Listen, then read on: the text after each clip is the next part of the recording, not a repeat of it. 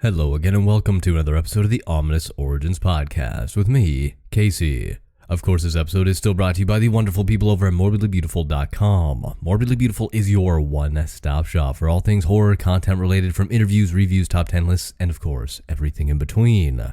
I do apologize for missing last week.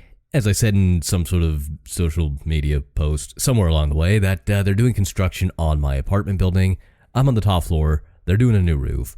It has been basically a rock concert up there, between literal music that they're playing very loud to them dropping what I can only assume is 3 tons of bricks right above my head every 30 seconds for 8 hours a day.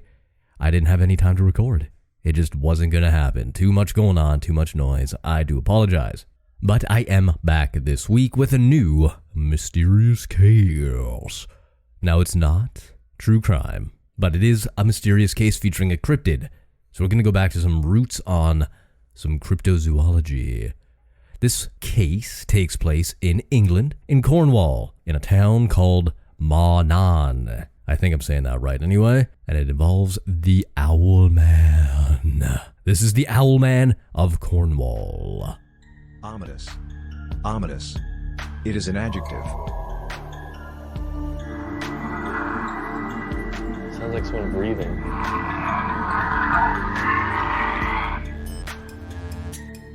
Ominous. Now, a lot of this information is going to come from Curious Archives, an esoteric guide to our strange world. I just discovered this site, and it is fantastic.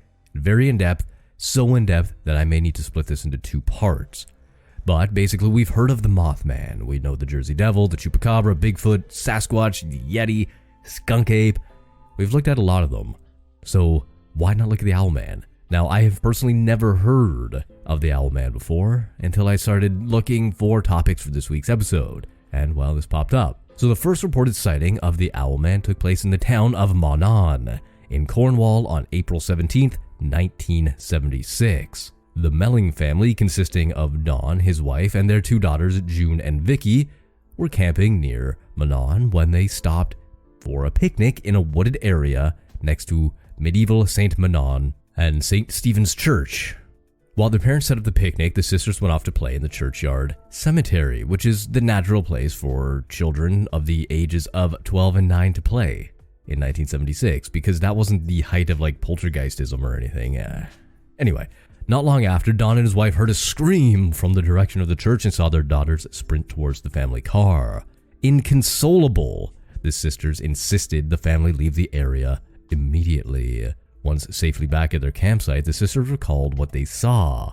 While playing around some gravestones, June and Vicky heard a strange sound before spotting a large bird-like human hovering a few feet above the church's tower. Now, later that day, Don Melling confronted paranormal researcher Tony Shields at the Penryn Steam Fair after learning that Shields was likely responsible for a lot of the quote-unquote paranormal happenings in the area. Don accused Shields of pulling a prank on his daughters, but Shields pleaded innocent before asking if he could speak to June and Vicky about what they had seen. Naturally, being a good dad, Don refused a meeting between Shields and his daughter, who were still shaken up by the incident, but gave Shields a drawing that June had made up of the Birdman that they saw. This is the first sighting of the Owlman, then reported by Shields in the magazine 14 times, along with his interpretation of June's drawing. Now, following the Mellings encounter, a number of eyewitness reports of the Owlman began to surface around the county. Sally Chapman and Barbara Perry, both age 14, encountered the creature while on a camping trip a few months later. The teenagers reported a terrifying beast standing within 20 yards of them, watching their campsite. They claimed that it was a large man with pointed ears, glowing eyes, and very sharp claws. Once spotted, the figure flew up into the trees and disappeared into the night. According to Shields, he received this eyewitness account from the girls after bumping into them at the beach located below St. Mawnan and St. Stephen's Church. This guy seems to be popping up a lot like a Scooby-Doo villain, kind of in the same spot of these sightings a lot. And based on the drawing, it wouldn't be too hard to create this mask out of paper mache, really. But I digress. We'll follow the clues as they appear. Naturally, after one sighting, there's another. And after another, well, they just start coming in like clockworks, and more sightings followed between 1776 and 1995. About 20 years of sightings in this small community. However, despite this very long time frame, the total number wasn't particularly high. In the summer of either in 1988 or 1989, a teenage boy claimed to encounter the Owlman while on holiday with his girlfriend and her family. While the couple took an evening stroll, possibly near St. Mawnan or St. Stephen's Church, they came across a figure standing in a tree approximately 15 feet above them. He recalled the creature being about 4 feet tall with a head of feathers, the body of a man, and a flat face with pincers on his feet and a light gray-colored thing with long wings. Petrified, the couple watched the creature until it jumped down behind the tree and they took the opportunity to run away. Good on them. Very smart. Very smart. If you ever spot a cryptid in the wild, run away. There's a reason not a lot of people are witnesses to, Bigfoot. Probably because those who actually see them are spotted by the Bigfoot and then Bigfoot rips them in half. That makes a lot of sense in my mind. Dead man tell no tales, as they say. Anywho, another sighting often mentioned online comes from an American student who claimed to see the Owlman near the typical spots when visiting the area. In 1995, she wrote about her experience to the Western Morning News, a daily regional newspaper for the southwest of England. However, online research has shown that this article may or may not actually exist, so it's hard to say if this is a legitimate sighting or just an online rumor spread by the wonderful people of Reddit. Now, in his book, Britain's Paranormal Forests, Encounters in the Woods, Peter A. McHugh describes an Owlman testimony he received from a woman named Barbara Fennell, who ran a paranormal investigation group based out of London. A member of her group claimed to have had a meeting with the Owlman. Barbara met up with this woman she refers to as Kate, who testified that she saw with her friend Anne on some evening in May 1978, while walking home on the road along St. Mawnan and St. Stephen's Church, and began to cry and point frantically towards the church, claiming she saw a man with wings. Kate wrote her statement to Barbara. This is a direct quote from, I guess, Kate, coming from Barbara, coming from Anne? I don't know. Anyway, this is the direct quote. I looked back and I saw a huge birdman-like creature starting to fly towards the farm. It was sort of rising after taking off, and it seemed about 4 feet long and had a pointy beak and huge eyes. They weren't red or anything, but they were looking at us. Here's the thing though, it had human-like features such as a mouth and lips, but with a beak where the nose would be. The wings were the scariest part. They were almost like huge, black, feathery cloaks which seemed to move together as it flapped. They hardly seemed separate, like a bird's wings do. Even to this day, I have never seen anything so bizarre as to that. And again, that was published in McHugh's book, Britain's Paranormal Forests, Encounters in the Woods, from 2019.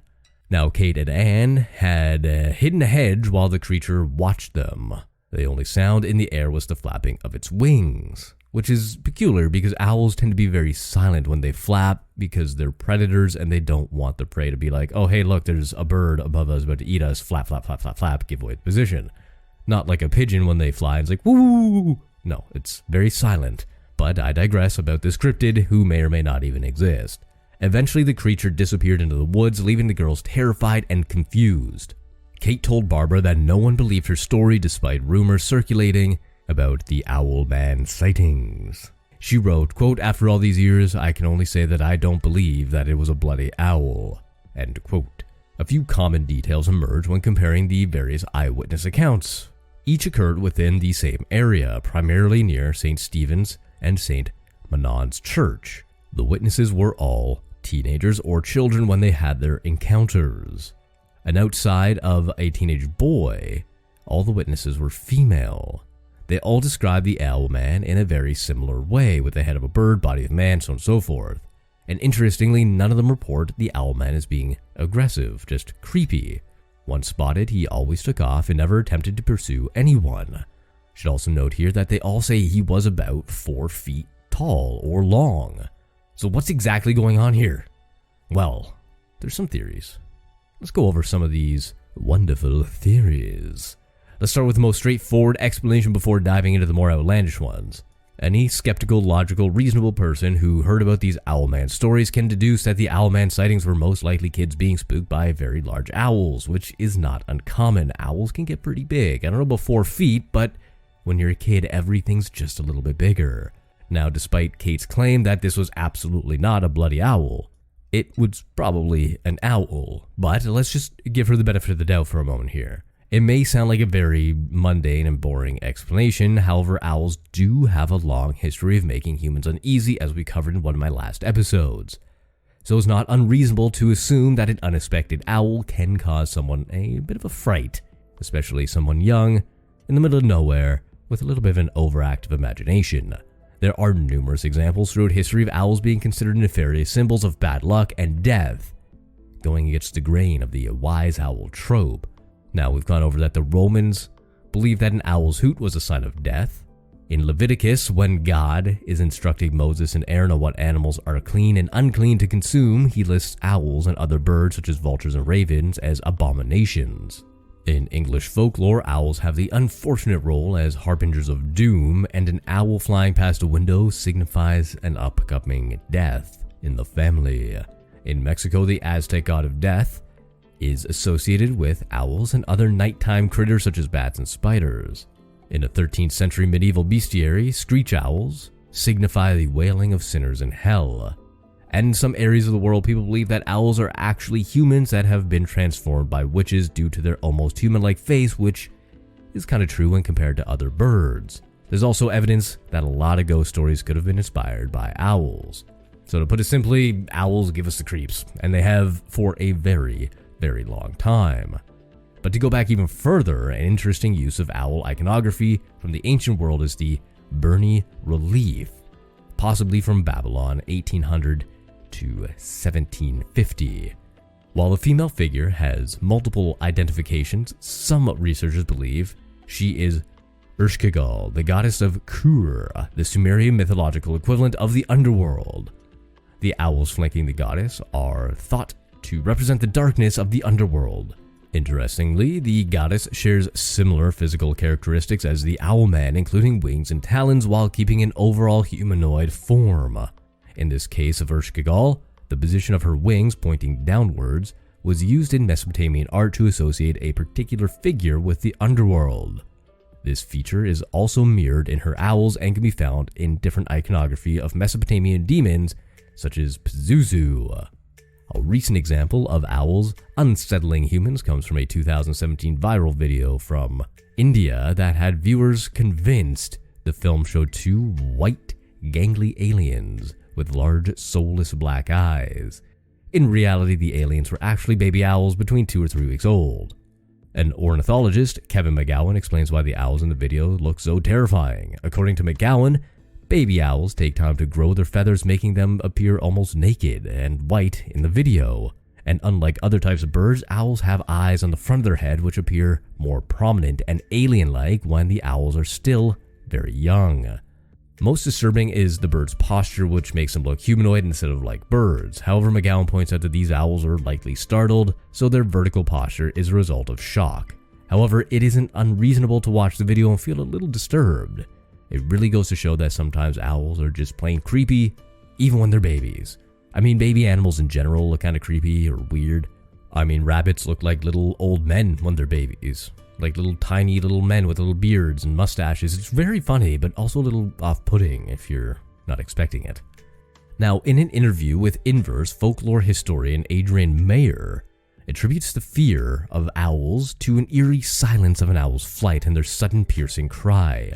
She says, "Just the fact that you don't know where it is, but you hear this terrifying sound, that's pretty scary when you think humans once lived in the dark." The anatomy of an owl is also unsettling.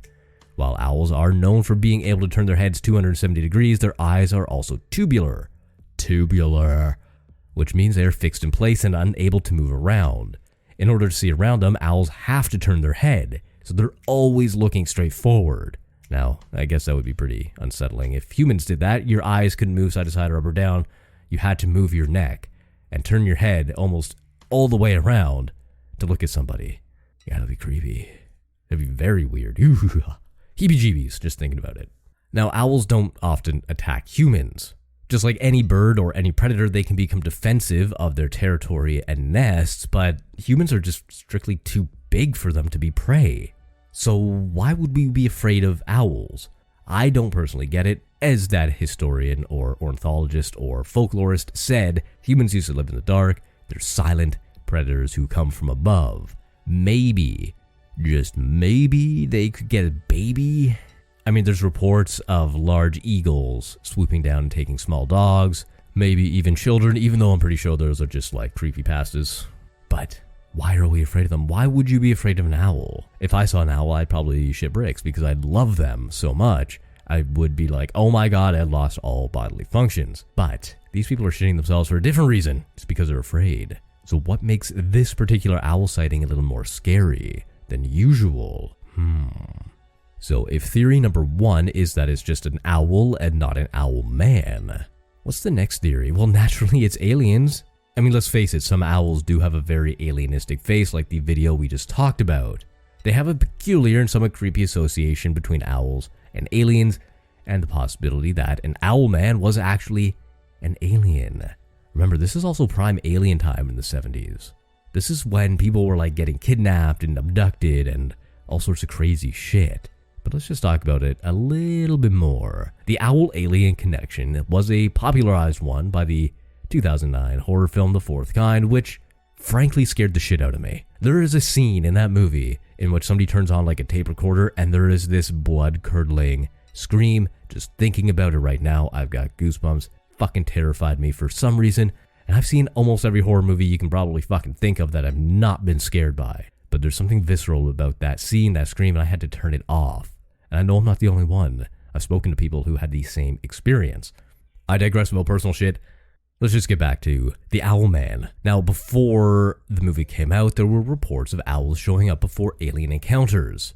While digging through the archives for UFO research, Swedish UFO researcher Håkan Blomqvist uncovered a number of curious reports supporting the connection between owls and UFOs. In the summer of 1980, Ingvar Oskar Johansson was driving near Blomstermala, and I deeply apologize to my Swedish listeners because I butchered that. Anyway, while in Sweden, driving past this town I'm not going to say again, he saw a sudden burst of blue light and an owl landed on his windshield. Blomqvist writes, the face of the owl appeared very human, and this scares Ingvar as he feels like the owl is looking directly at him. Also from the archive were the stories of two men traveling through Dalarna in the summer of 1966 when they came across an owl sitting on a post at a rest stop. The two men claimed that about 150 meters above the owl was a large silver-colored craft. In an interview with Vice, author Mike Cleland suggests various eyewitness reports he received for his book The Messengers supporting the strange connection between owls and extraterrestrial encounters. One such witness named Ron Johnson recalled a time when an absurd amount of owls took over his mother's front porch. For many days, the owls remained in front of the house, and one had a habit of always watching Johnson leave in the morning for work and return to the house in the evening. One night at midnight, Johnson felt a sudden urge to leave the house, and when he did, he saw a 4-foot-tall owl standing at the end of his driveway waiting to exchange stares. Cleland said that these types of encounters aren't uncommon. It's interesting that the concept of a human-sized owl isn't restricted to the Owlman, but also appears in obscure UFO reports. So what exactly are owls meant to be? Are they tools for the aliens to keep eyes on the humans? Can aliens themselves shapeshift into owls? Now, while the reason why is I don't know what that voice was, I'm sorry.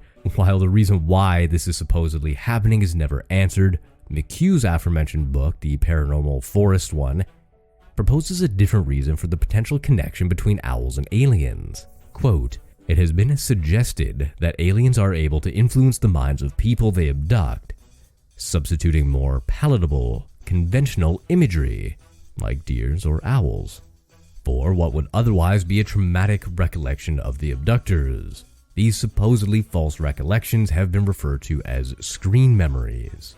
That's a very interesting theory. Now, if these screen memories are at play in the case of the Owlman, the creatures seen around the churches, St. Stephen's and St. Mawnan, could be aliens that have replaced the true image of itself with the image of something more familiar and normal to humans, aka an owl. But the trauma from the event isn't completely forgotten, manifesting in bizarre humanoid owl hybrids that the Owlman witnesses claim they saw. Now, we can't stress the connection between owls and UFO sightings and aliens enough. It's not a common discussion among the majority of ufologists, so this idea is far too crazy for even them. But it is another interesting example of owls falling victim once again to the antagonization of humans. It is possible Owlman was an alien. Maybe.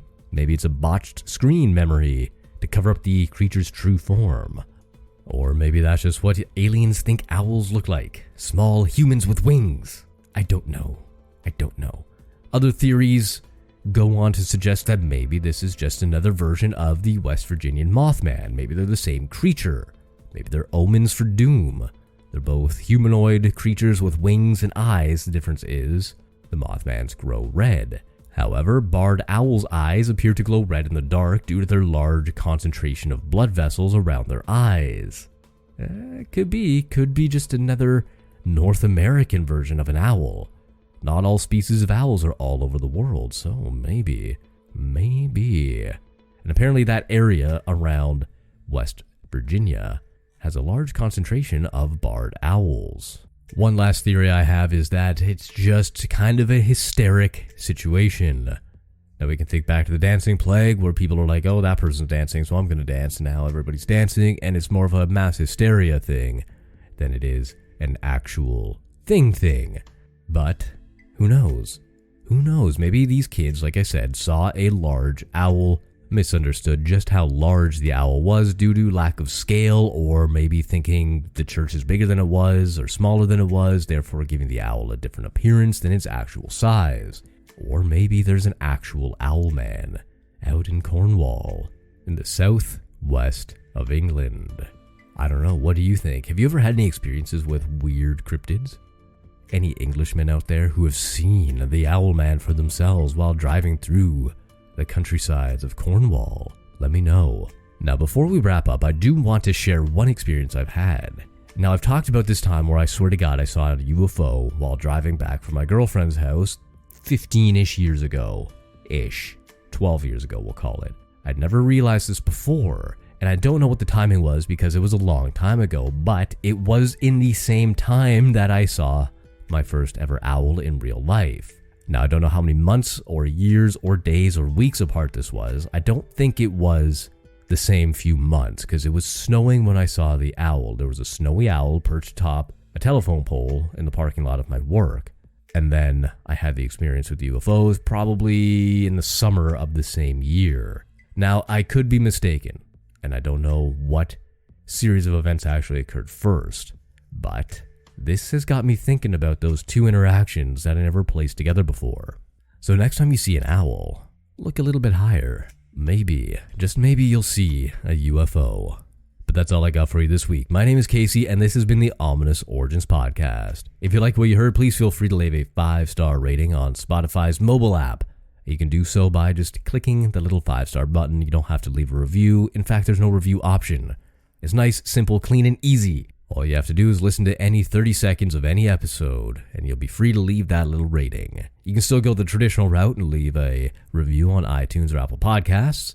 Any 5-star reviews will be read out on the show, so it's a great way to get a shout out, and that goes for the 5-star rating as well. If you did do that, shoot me a message on any social medias, which are coming up now. You can find me on Twitter at HorrorShotsProd, on Instagram at OminousOriginsPod, or on Facebook at HorrorShots. So, until next time.